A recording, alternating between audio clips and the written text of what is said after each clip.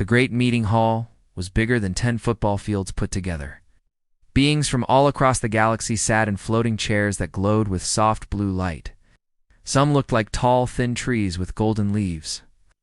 Others were made of what seemed like living crystal that sparkled when they moved. A few looked like clouds of gas that somehow held their shape. Ambassador Veltar stood at the center of it all.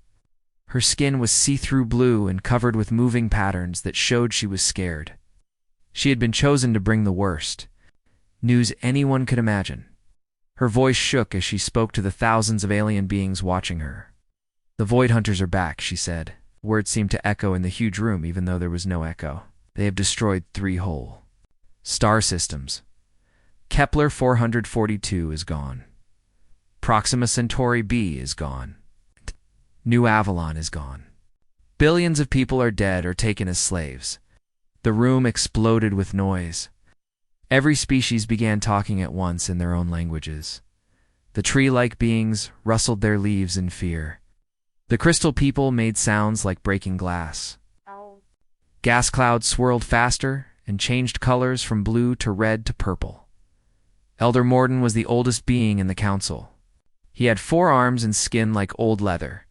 He raised all 4 arms high above his head, and the room became quiet again. Everyone respected him because he had lived for over 500 years and had seen many terrible things. "We need help," he said in a deep voice that sounded tired. "We need planets with strong armies. We need species that are willing to fight against the Void Hunters before they destroy more worlds." The room became so quiet you could hear a pin drop. Everyone knew what the Void Hunters were. They were not just raiders who stole things and left. They were destroyers who ate entire planets. They turned green worlds full of life into empty rocks floating in space. Their ships looked like giant spiders made of metal and flesh. They'd been destroying civilizations for thousands of years. No one wanted to volunteer. Every species in that room had heard the stories. The Void Hunters did not just kill soldiers. They killed everyone. Men, women, children, babies. They took some people alive to use as slaves in their horrible ships. The ones who died quickly were the lucky ones. On a small space station far away from the big meeting, Commander Jake Morrison was doing his job. He worked for the Terran Colonial Defense Force, which was Earth's space navy. His job was to listen to messages that traveled between the stars and report anything important back to Earth. Jake was 35 years old and had been in space for 10 years. He had brown hair and green eyes, and a scar on his left cheek from an accident when he was young. He liked his job because it was usually quiet and peaceful. Most days, nothing interesting happened at all. But today was different. His computers started beeping and flashing red lights. A message was coming in from the Galactic Council. Jake had never received a message from them before. Earth had only joined the galactic community 50 years ago, and most aliens still thought humans were strange and primitive. Jake read the message on his screen. His face went pale as he understood what it meant. The Void Hunters were attacking again. They were asking for help from anyone brave enough to fight. Lieutenant Amy Carter was working at the station next to Jake's. She was 28 years old with short black hair and dark brown eyes. She was very smart with computers and had helped Jake many times before. She noticed that Jake looked worried. "What's wrong, Commander?" she asked. Jake turned his screen so Amy could see it. "The Galactic Council is asking for military help. Something called the Void Hunters is destroying entire star systems." Amy read the message carefully. Her eyes got wide as she understood how serious it was. "This says they've killed billions of people already." "That's not the worst part," Jake said. He pointed to another part of his screen. "Look at this. I've been monitoring the Council's communications for the past hour. Do you know how many species have volunteered to help?" Amy looked at the screen. The number was 0. "Nobody's responding?" "Nobody," Jake confirmed. "Every major military power in the galaxy is staying completely silent. They're all hoping someone else will deal with the problem." Amy sat back in her chair and thought about what this meant. She had studied galactic politics as part of her training. She knew that some alien species had thousands of warships. Some had weapons that could destroy moons. Some had been fighting wars for millions of years. They're all too scared to fight these void hunters, she said slowly. Then these things must be really, really dangerous. Jake nodded. The message includes some historical data. Every time the void hunters have attacked in the past, they've won. Always. The only species that survived were the ones that ran away and hid. They both stared at the message for a long time. Jake thought about Earth, where he had grown up in. A small town in Montana. He thought about his parents and his sister and all the people who lived normal, peaceful lives. They had no idea that somewhere out in space, there were monsters that ate entire worlds. Commander, Amy said quietly, "What are we going to do?" Jake was quiet for a moment. Then he reached for his communications equipment. "Amy, get me a direct connection to Earth Command. Tell him I need to speak to Admiral Brooks right away." "Tell them it's an emergency, sir." "Are you sure?" "Admiral Brooks is in charge of our entire space navy. She's not going to want to talk to us unless it's really important." "Amy," Jake said, "if this message is true, then billions of innocent people are going to die while everyone else in the galaxy hides and hopes the problem goes away. I think that's important enough to bother the Admiral." Amy began working on her computers to set up the communication link. It would take some time to connect to Earth, which was many light years away. While she worked, Jake read the message again. The more he learned about the Void Hunters, the more scared he became. They were not just a normal enemy that wanted to conquer territory or steal resources. They were something much worse. They seemed to exist only to destroy and consume. Their ships were alive somehow, made of both metal and flesh. They could repair themselves and grow bigger by eating the planets they destroyed. But what scared Jake the most was how easily they won their battles. The message included reports from the last time they had attacked almost 200 years ago. They had destroyed fleets that were 10 times bigger than Earth's entire navy. They had wiped out civilizations that had been fighting wars for millions of years. Commander Amy called out, "I have the connection ready. Admiral Brooks is waiting to talk to you." Jake took a deep breath. He was about to tell the head of Earth's military that there were monsters in space and that nobody else in the galaxy was brave enough to fight them. He wondered if she would believe him. He wondered if she would care. Most of all, he wondered what humans would do when they learned that they might be the only ones willing to stand up against pure evil. He activated the communication link and began to speak. 3 hours after Jake Morrison sent his message, Admiral Lisa Brooks was standing in the most important room on Earth. The Situation Room at Terra Command was deep underground in Colorado. The walls were covered with screens showing star maps and fleet positions. 20 of Earth's top military officers sat around a long table made of polished metal. Admiral Brooks was 52 years old and had been in charge of Earth's Space Navy for 8 years. She was tall with gray hair and sharp blue eyes that missed nothing. She had started as a pilot when she was young and had worked her way up through every rank. Everyone who knew her respected her because she was fair, smart, and never asked her people to do anything she would not do herself. The main screen showed a map of the galaxy with red dots marking where the Void Hunters had attacked. Each red dot represented billions of dead people. Brooks stared at the map for a long time before she spoke. "Tell me what we know," she said. Intelligence Chief Colonel Ryan Hayes stood up. He was a thin man with nervous hands who knew more about alien species than anyone else on Earth. His job was to gather information about potential threats to humanity. He had been doing this job for 15 years and had never seen anything like this. "Ma'am, our analysis confirms that this is the worst threat the galaxy has ever faced. The Void Hunters are not like normal enemies. They do not want territory or resources. They exist only to destroy and consume. Every species that has fought them has either been completely wiped out or has fled to the furthest edges of the galaxy." Captain Diana Webb was in charge of fleet operations. She was 40 years old with red hair and green eyes. Her job was to know exactly what ships Earth had and what they could do. She pulled up numbers on her tablet and shook her head. "Admiral, the math is simple, and it's not good. Our entire Navy has 47 ships.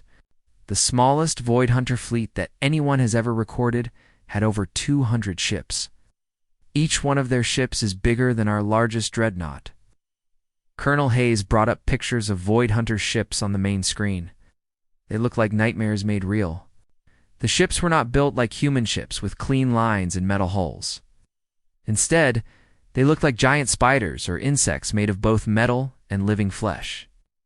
Some had what looked like eyes, others had things that might have been mouths. With teeth. These things are not just machines, Colonel Hayes explained. They are alive somehow. They can heal damage to themselves.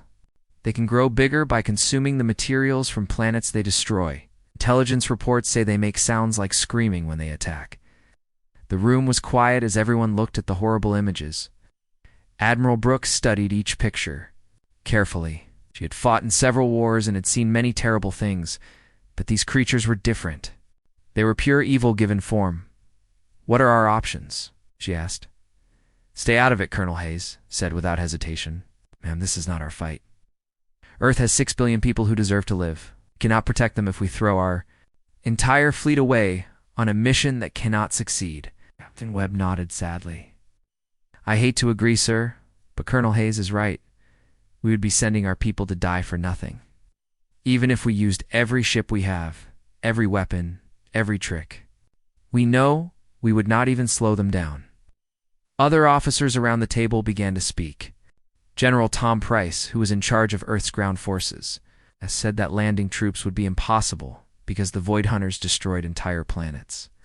Commander Lisa Park, who ran Earth's intelligence service, said that they had no information about Void Hunter weaknesses because no one had ever survived fighting them long enough to study them. Admiral Brooks listened to all of them. She walked to the big window that looked out over the spaceport. Even though they were underground, the window showed a live view from cameras on the surface. She could see human ships landing and taking off, cargo vessels bringing supplies from the colonies, passenger ships carrying families to new homes on distant worlds, military ships on patrol to keep trade routes safe. All of this was possible because Earth was at peace. Humanity had friends among some alien species and trade agreements. With others, people could live their lives without fear of attack from space. But if the Void Hunters kept expanding their territory, all of that would change. Commander Morrison's report says that no one else is responding to the call for help, Brooks said. That means entire civilizations are going to die while everyone else hopes someone else will solve the problem. She turned back to face her officers. "I need someone to explain to me why we should let that happen." The room stayed quiet for a long time. These were good people who had spent their lives protecting Earth and its colonies. They all wanted to help, but they also knew that getting their people killed for no reason was not heroic. It was stupid, finally. Lieutenant Commander Steve Parker spoke up. He was the youngest officer in the room at only 29 years old. He was in charge of tactical planning and had a reputation for thinking of creative solutions to difficult problems. "Permission to speak freely, Admiral?" "Go ahead, Commander." Steve stood up and looked around the table. "Ma'am, we have always been told that humans are different from other species in the galaxy. They call our planet a death world because it is so dangerous. They say we are unusually tough, unusually aggressive, unusually good at adapting to new situations. Maybe that is not just talk. Maybe that is exactly what is needed here." Colonel Hayes shook his head. "Commander, being tough is not going to matter when you are outnumbered 4-1 by ships that are each 10 times bigger than yours." "But sir," Steve continued, "what if being different means we think differently too?" Every other species in the galaxy looked at this problem and decided it was impossible. What if the reason they think it is impossible is because they are thinking about it the wrong way? Admiral Brooks was interested now. "Explain." Steve pulled up the tactical data on his tablet. "Look at the historical records of how the Void Hunters fight. They use brute force. They simply overwhelm their enemies with bigger ships and more weapons.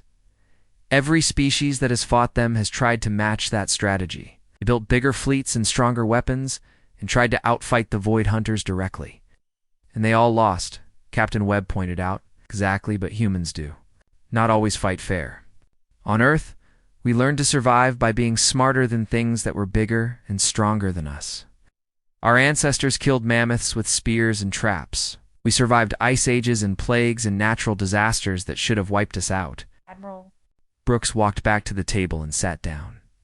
You are suggesting that we might find a weakness that no one else has found. Ma'am, I am suggesting that maybe no one else has looked for one. If you think a problem is impossible to solve, you do not waste time trying to solve it. But if you know you have to solve it or die trying, you keep looking until you find Anne. Answer: the room was quiet again, as everyone thought about what Steve had said. Admiral Brooks looked at each of her officers. These people had families and friends. They had lives they wanted to go back to. They had also sworn an oath to protect innocent people wherever they found them. Get me President Martinez on the secure line, Brooks said finally.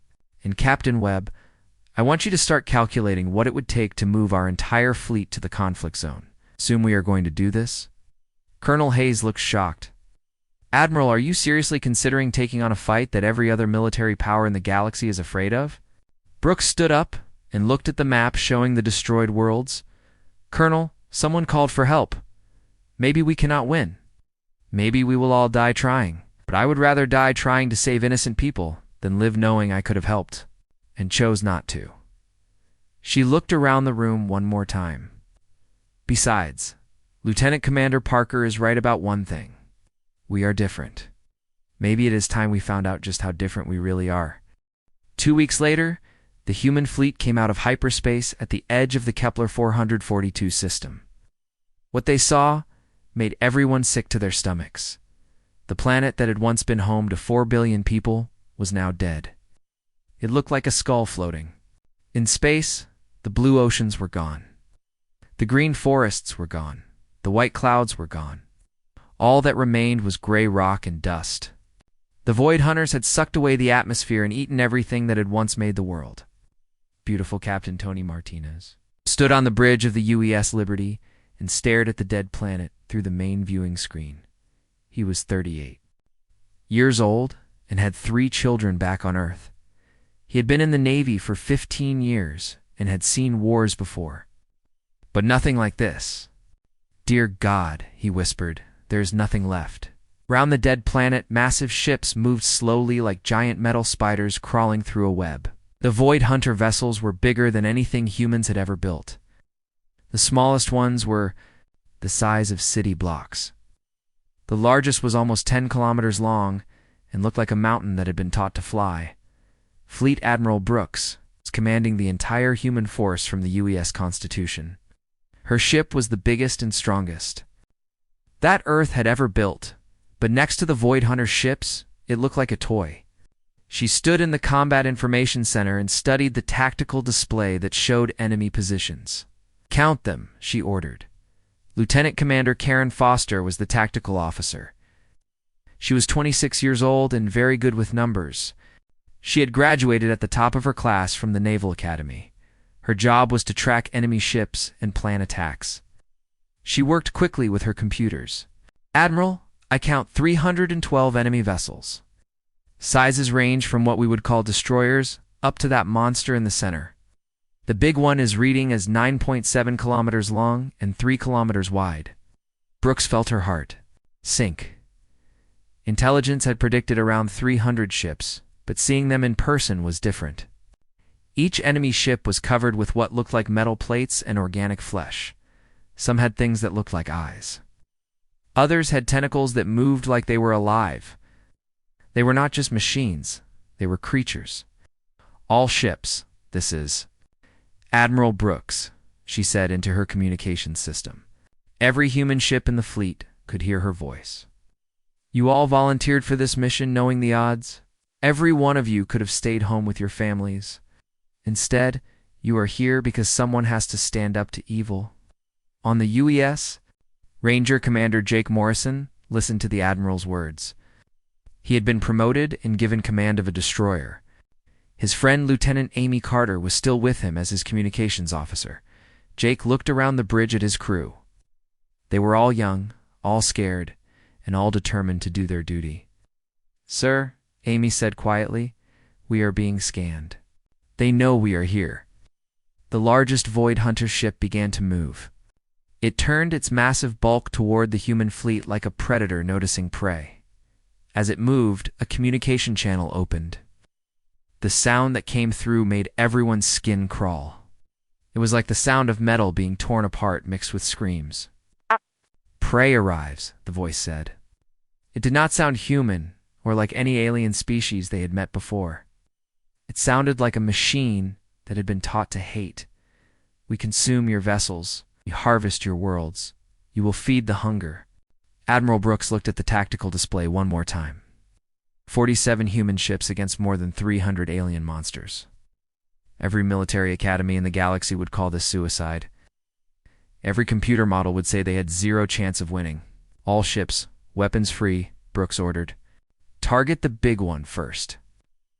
Let us show them what Deathworlders can do." The human fleet opened fire as one. Plasma cannons that could melt through solid steel fired again and again. Kinetic projectiles moving at incredible speeds slammed into enemy hulls. Fusion torpedoes that burned as hot as stars exploded against the massive Void Hunter ships. Space lit up like the 4th of July. Beams of energy crossed the darkness. Explosions bloomed like deadly flowers. The biggest Void Hunter ship, the one that looked like a flying mountain, shuddered under the combined attack of the entire human fleet. Direct hits. Captain Webb called out from the UES Defiance. "Are actually hurting it?" The massive enemy ship had holes in its hull.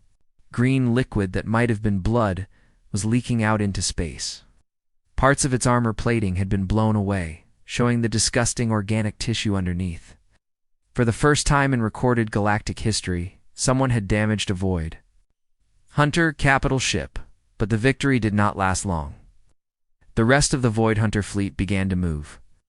Their smaller ships swarmed toward the humans like angry wasps protecting their nest. Each enemy destroyer was still bigger than the largest human ship, and there were dozens of them. "Here they come," Jake Morrison called out to his crew. "All hands, battle stations." The Void Hunter ships did not fight like human ships or like any other species in the galaxy. They moved in strange patterns that made no sense. Some spun as they flew. Others moved sideways or backward. Their weapons were not energy beams or projectiles, but something else entirely. They fired what looked like living things that attached to human ships and began eating through the holes. The UES Falcon was the first human ship to be destroyed. The enemy creatures ate through its armor in less than a minute. The ship exploded.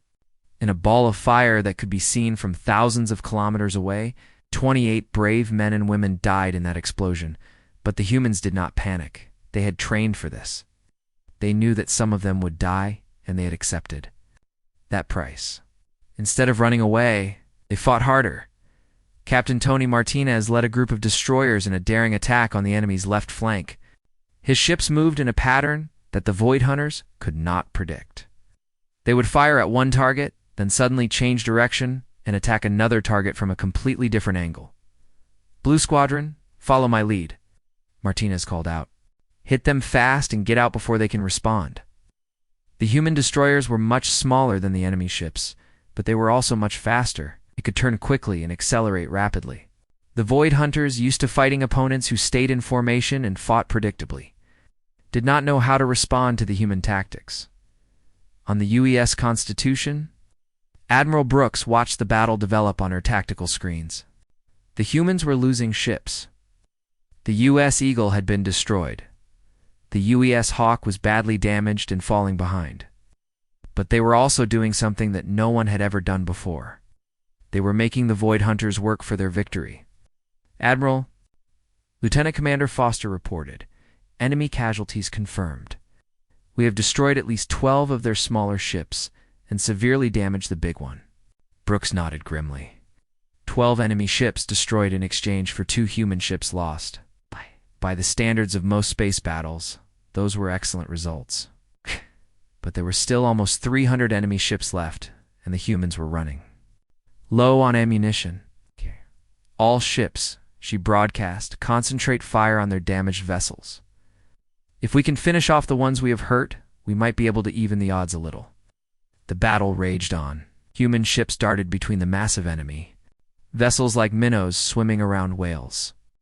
They used their speed and maneuverability to stay alive while looking for weak spots in the enemy formation, but everyone knew that speed and clever tactics could only do so much.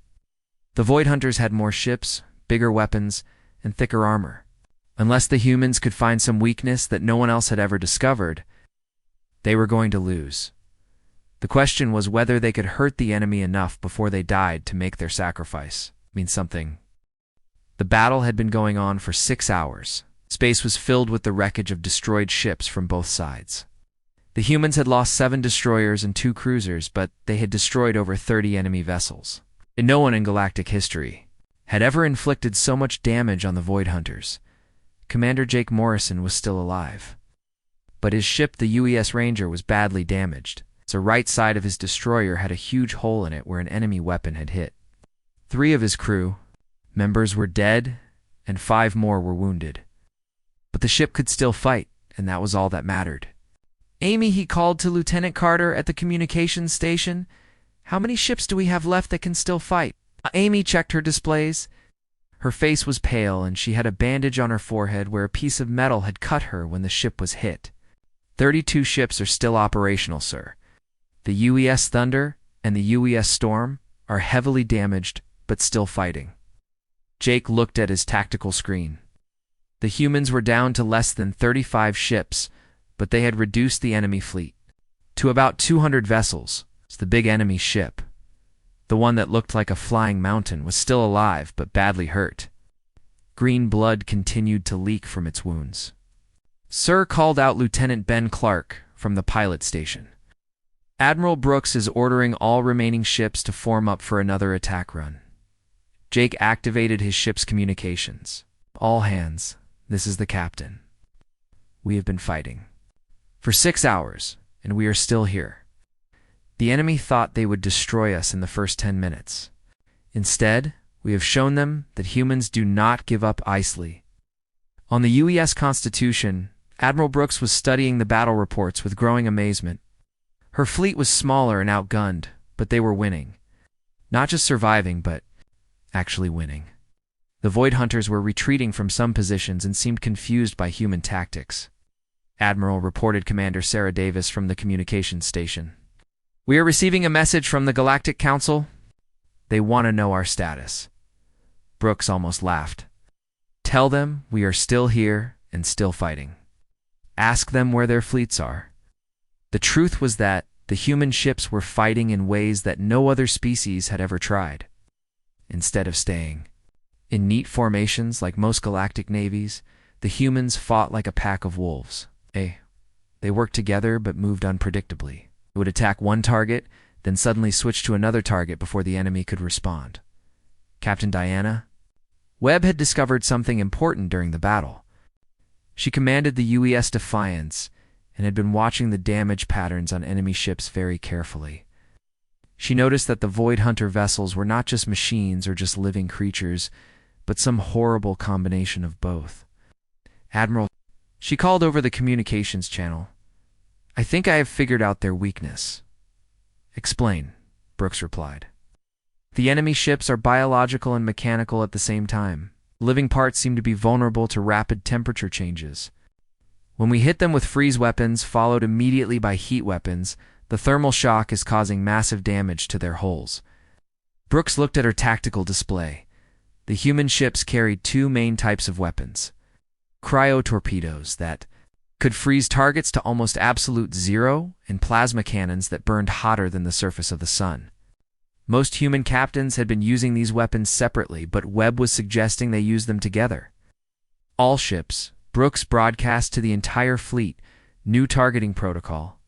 Hit them with cryo-torpedoes first, then immediately follow up with plasma fire.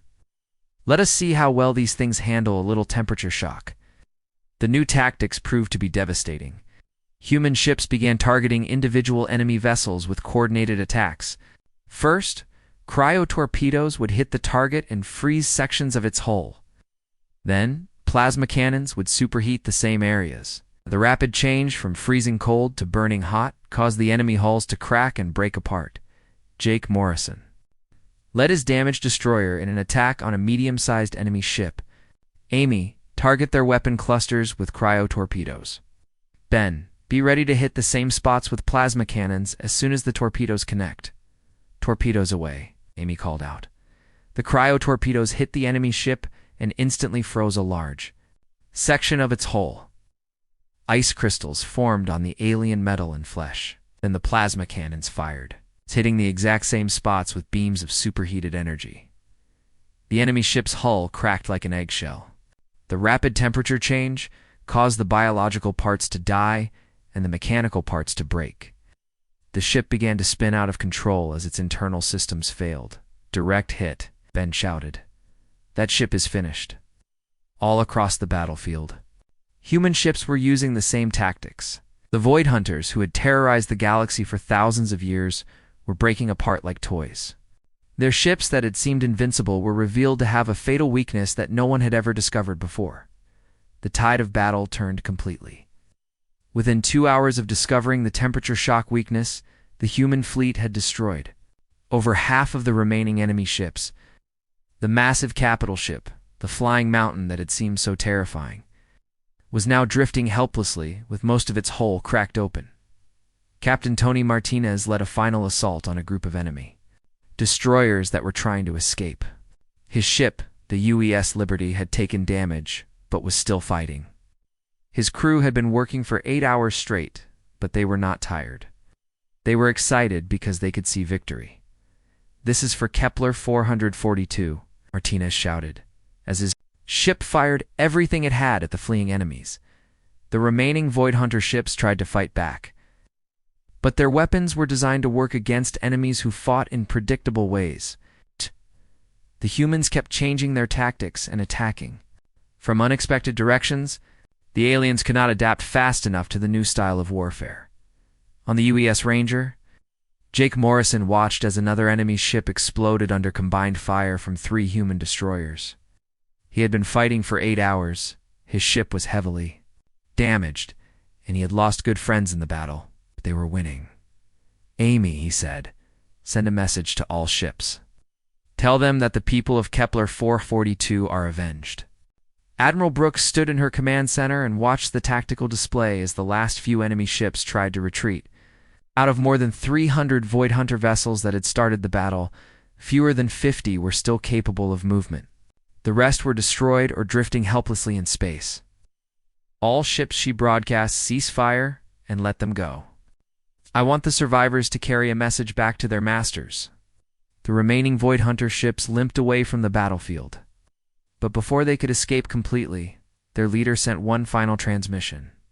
The voice was filled with hatred and pain. "We know you're sent now, Deathworlders. We'll find your nest world and consume it. Your planet will burn, and your species will feed our hunger." Admiral Brooks activated her communications and replied calmly, "We will be waiting for you. Earth is not some helpless colony world. Earth is where Deathworlders come from. You are welcome to try." The surviving enemy ships disappeared into hyperspace, fleeing back to wherever they had come from. The human fleet was left alone among the wreckage of the greatest space battle in galactic history. Jake Morrison looked around his damaged bridge. His crew was tired, wounded, and covered in dirt and blood. But they were all smiling. They had done something that everyone said was impossible. They had defeated the Void Hunters. "Amy," he said, "send a message to Earth Command. Tell them the mission is complete. Tell them the galaxy is safe." As the message traveled back toward Earth, every human ship began the long journey home. They had lost friends and ships, but they had proven something important. Humans were different from other species in the galaxy, and sometimes being different was exactly what the universe needed. News of the human victory spread across the galaxy faster than light. Every species that had cowered in fear for thousands of years suddenly had hope. More importantly, they had questions. The first ship to arrive at Earth was from the Zephyrian Alliance. Ambassador Veltar had traveled for 3 weeks to see the home planet of the beings who had done the impossible. As her ship approached Earth, she stared in amazement at what she saw. Earth was beautiful in a way that made no sense to her. The planet was covered with violent storms, deadly radiation, poisonous atmosphere in some places, and life forms that would kill most galactic species in minutes. Yet somehow billions of humans lived there happily. They had built cities in deserts, on mountains, under the ocean, and even in the frozen polar regions. How do they survive on such a world? Aide asked as they watched lightning storms rage across entire continents. That, Veltar said quietly, is exactly what we need to find out. Ambassador Veltar arrived at the rebuilt United Nations building in New York City 3 days later. She was nervous as she walked into the Great Assembly Hall where representatives from Earth's nations were waiting for her. She had met with many species before, but never with the beings who had defeated the Void Hunters. President Elena Martinez was waiting to greet her. The president was 45 years old, with dark hair and kind brown eyes. She had been chosen to lead Earth's government because she was good at talking to different groups of people and finding solutions that everyone could accept. "Welcome to Earth, Ambassador," President Martinez said with a smile. "We are honored by your visit." Felter's skin flickered with patterns that showed her amazement and respect. "President Martinez, it is we who are honored. You and your people have done something that no one thought was possible. Within a week, ships from dozens of other species had arrived at Earth. The crystalline Silkari came in vessels that looked like giant gems, floating through space. The tree-like Verdanians arrived in ships that were actually living plants. The gaseous nebula dwellers came in containers that allowed them to keep their cloud-like forms. All of them wanted to know the same thing. How had humans defeated an enemy that had terrorized the galaxy for thousands of years? The formal meeting was held in the largest assembly hall on Earth. Representatives from over 50 alien species sat in special chairs designed for their different body types. Some needed different atmospheres to breathe. Others required different gravity levels. A few needed special lighting because they were sensitive to normal sunlight. Ambassador Veltar stood to speak first. Her translucent skin was now flickering, with patterns of hope instead of fear. "We must ask," she said, addressing President Martinez directly. "How did you do it?" "Our greatest military minds studied the Void Hunters for generations and found no weakness." "You fought them once and discovered tactics that destroyed their forces?" President Martinez looked out at the assembled alien delegates. She saw beings from across the galaxy, all waiting for her answer. She thought about what to say for a long moment. "Ambassador, I think you have been asking the wrong question. You keep wanting to know how we won, but the real question is why we fought at all." She gestured to a large screen that showed pictures of the dead. World of Kepler 442. The images showed what had once been beautiful cities and green forests, now reduced to empty rock and dust. Every species in your council had ships and weapons. Everyone had the military power to help. What you did not have was the willingness to risk those ships and weapons for strangers. Elder Morden, the ancient leader of the High Council, spoke up. His forearms moved in a gesture that meant confusion. But the odds were impossible. It would have been suicide to fight them. Maybe President Martinez agreed. But that is not how humans think. We do not calculate odds when someone needs help. We calculate what it takes to help them, and then we find a way to do it. General Ryan Hayes, who had been promoted after the battle, stood up to address the assembly. "You call our world a death world because it is dangerous. But that danger is what made us who we are. We learned to fight impossible odds because on Earth, you either fight or you die. We learned to adapt because our planet kills anything that cannot change." He walked to the center of the room where everyone could see him. "Most importantly, we learned that sometimes the right thing to do is also the dangerous thing to do." Commander Jake Morrison was also at the meeting. He'd been decorated as a hero and promoted to captain. He still had scars from the battle, and his left arm was in a cast from when his ship had been hit. But he was alive, and he was proud of what his people had accomplished. "The Void Hunters made one critical mistake," Jake said to the assembly.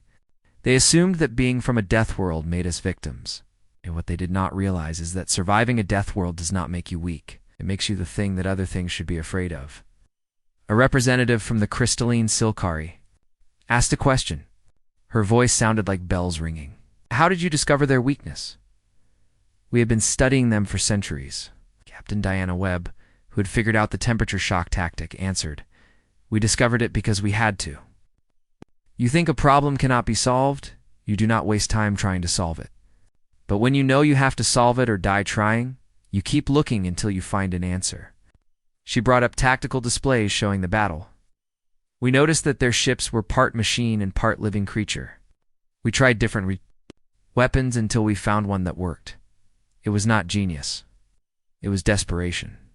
Ambassador Veltar's skin patterns shifted to show deep respect. The Galactic Council has voted unanimously.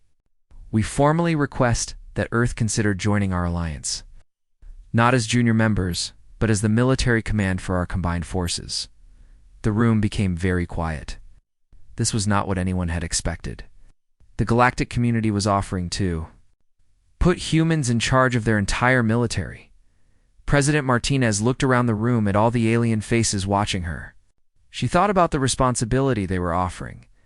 Earth would be in charge of protecting billions of beings across the galaxy. Ambassador, she said finally, we would be honored. But understand, if we are going to do this, we are going to do it the human way. When someone calls for help, we respond. When someone threatens innocent lives, we stop them. When someone tells us the odds are impossible, we prove them wrong. The alien representatives began talking excitedly among themselves. Some were happy. Others were worried. All of them knew that this would change everything. 6 months later, the reformed Galactic Defense Force had driven the Void Hunters completely.